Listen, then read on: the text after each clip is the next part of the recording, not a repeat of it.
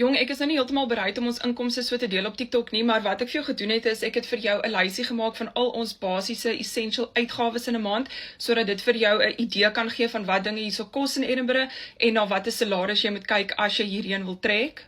Begin met ons hier eerste. Nou, ons het 'n 3 slaapkamer, 2 badkamer huis in 'n redelike goeie area hier in Edinburgh. Nou obviously waar jy bly, goeie area, slegter area gaan bepaal hoeveel jy gaan betaal, maar ons hier is £1,009 'n maand wat so omtrent R24,500 is.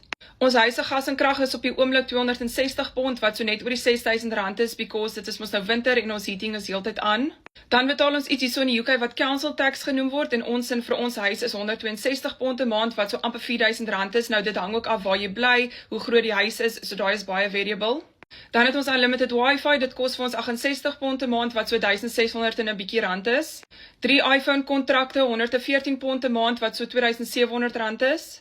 Dan het Sakkie 'n Hyundai iX35 waarmee hy ry, sy paaiement kos vir hom £200 'n maand wat so amper R4,900 is. Vir daai selfe kar en vir ons huisinhoudse versekering betaal ons £53 'n maand wat so amper R1,300 is. Sakkie se maandelikse diesel kos hom so £200 'n maand om by die werk te kom en dit is omtrent so R4,900. Dan betaal ons ook iets hierso wat road tax genoem word. Nou dit is Sakkie se kar £18 'n maand wat so omtrent R436 is, maar dit verskil ook van watter kar jy het en hoe oud of nuut jou kar is. Ek moet 1 keer 'n week op kantoor wees wat 'n Woensdag is, so na hierdie video moet ek hol vir die bus. My busfare kos vir my £15 vir die maand wat omtrent so R360 is. Viandrey betaal nie meer busfares nie, hy het 'n Ryda kaart gekry so hy kan unlimited ry met die bus tot hy 22 jaar oud is. Vir groceries budget ons so £400 'n maand, dit is omtrent so R9,700, maar ons is nie baie streng daarop as dit 'n bietjie oor is of 'n bietjie minder is, so be it. Dit sluit uit takeaways en uiteet, daai is slegs net groceries.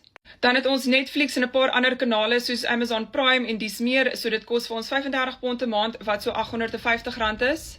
Dan het ons 2 lewenspolisse, dit kos R37 'n maand wat so amper R900 is. En dan rook Sakkie Mos, julle sigarette is ongenadiglik duur hierso, so as jy na toe wil trek, hou sommer op.